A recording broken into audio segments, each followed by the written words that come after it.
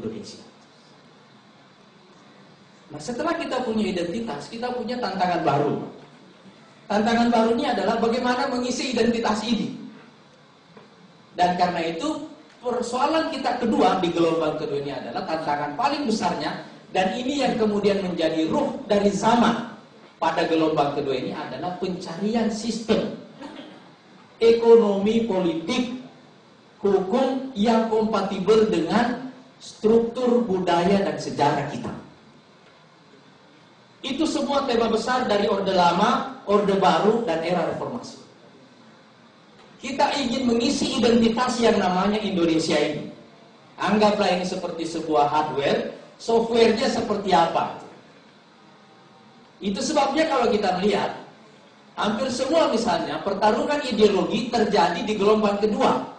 Di gelombang pertama ada pertarungan ideologi tapi tidak terlalu sengit. Kenapa? Karena ada tujuan besar yang lebih besar dari ini. Jadi orang bisa lebih legowo, lebih gampang untuk mengalah, yaitu kita ingin merdeka. Tapi setelah kita merdeka, panggung ini adalah panggung kita.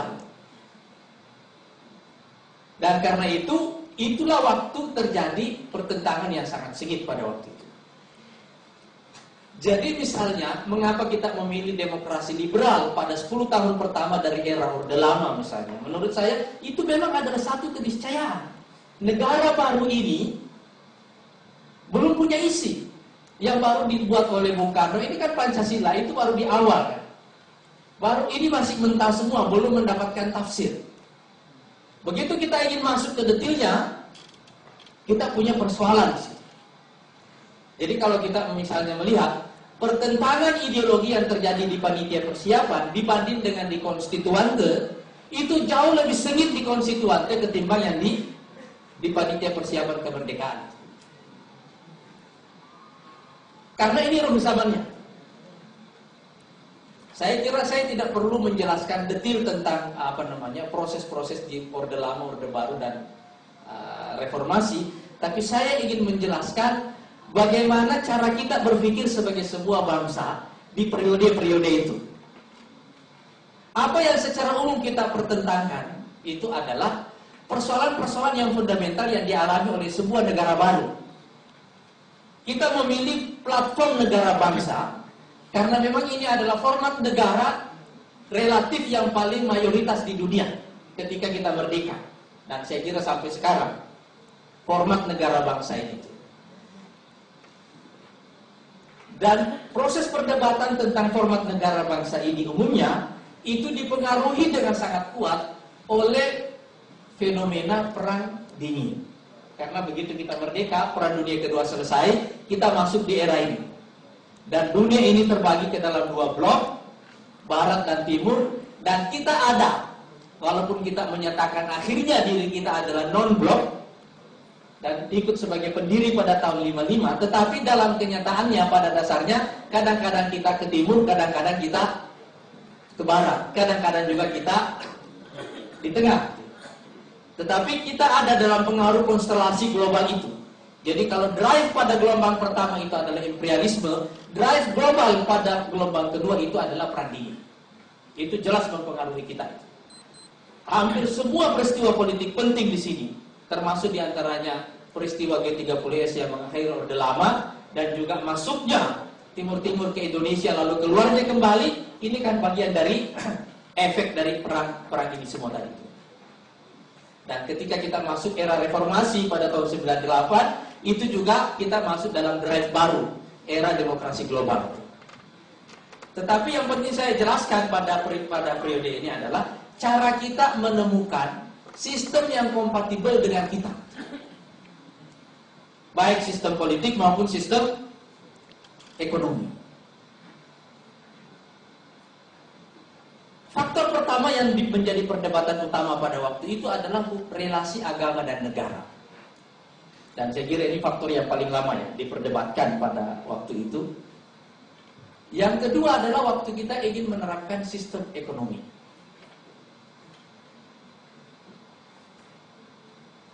Nah, faktor ketiga itu adalah menemukan pola hubungan antara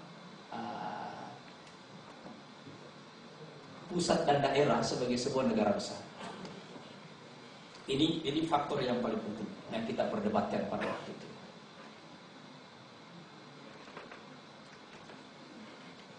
Semua perdebatan tentang tema-tema besar ini adalah perdebatan yang basisnya adalah ideologi.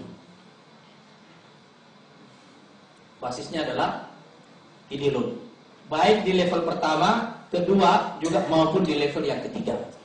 Dan kalau kita melihat hampir semua ciri konflik yang terjadi sepanjang hampir 70 tahun ini ada di 3 persoalan ini. Konflik-konflik di masa Orde Lama, di masa Orde Baru, dan juga di era reformasi ini ada di kategori ini semuanya. Yang menarik misalnya itu adalah perdebatan misalnya dalam relasi agama dan negara. Perdebatan ini sangat panjang. Dan saya kira kita baru menemukan titik keseimbangannya setelah era reformasi. Setelah era reformasi. Jadi dulu orang memperdebatkan tentang apakah Indonesia ini adalah negara sekuler atau negara agama.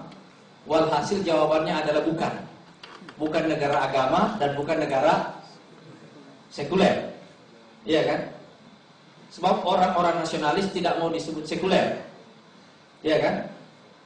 Orang-orang Islam tidak bisa juga diterima klaimnya untuk menjadikan Indonesia sebagai negara agama.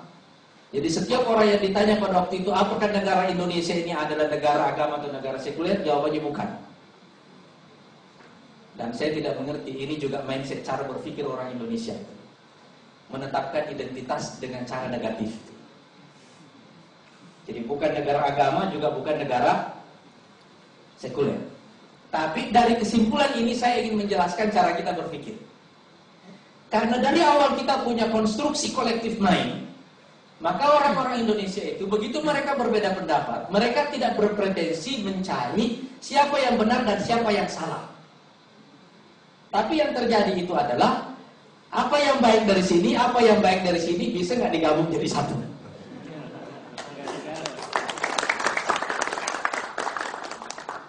Jadi tidak pernah akhirnya ada kesimpulan. Benar-benar tidak pernah ada kesimpulan. Kesalahan terjadi terutama pada masa Orde Lama, Orde Baru. Ketika Orde Baru ingin menjadikan Pancasila sebagai alat pemersatu bangsa, tapi approach-nya adalah power. Pendekatannya bukan kesadaran, membangun kesadaran sebagai partisipan dalam sebuah negara baru yang namanya Indonesia, tetapi yang dibangun itu adalah menyatukan bangsa ini dengan secara struktur, dengan pendekatan power, dengan menjadikan Pancasila sebagai asas tunggal. Saya kira itu adalah puncak ketegangan dalam perdebatan antara relasi agama dan negara. Begitu reformasi datang dan asas ini dibuka, PKS misalnya akhirnya bisa pakai asas Islam, ormas-ormas bisa pakai asas Islam, faktanya kita tidak menemukan ketegangan. Tiba-tiba semua kita damai saja gitu. Saya pakai asas Islam, tapi hidup dalam sebuah negara Pancasila. Karena akhirnya kita sampai pada sebuah kesimpulan bahwa ternyata Pancasila ini bukanlah sebuah ideologi, tetapi sebuah platform bersama, sebuah panggung bagi identitas yang berbeda-beda.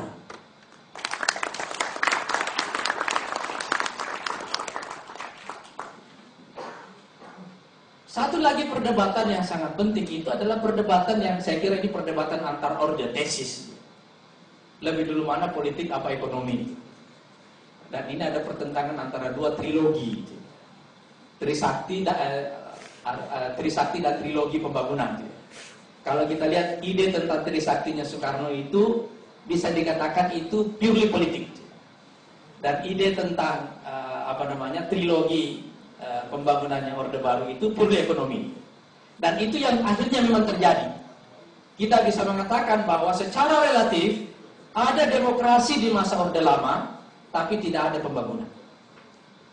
Dan secara relatif ada pembangunan di masa Orde Baru, tapi tidak ada demokrasi. Saya ingin menjelaskan bahwa karena pendekatannya adalah tesis dan antitesis. Semua chaos yang terjadi begitu lama di masa Orde Baru sepanjang 20 tahun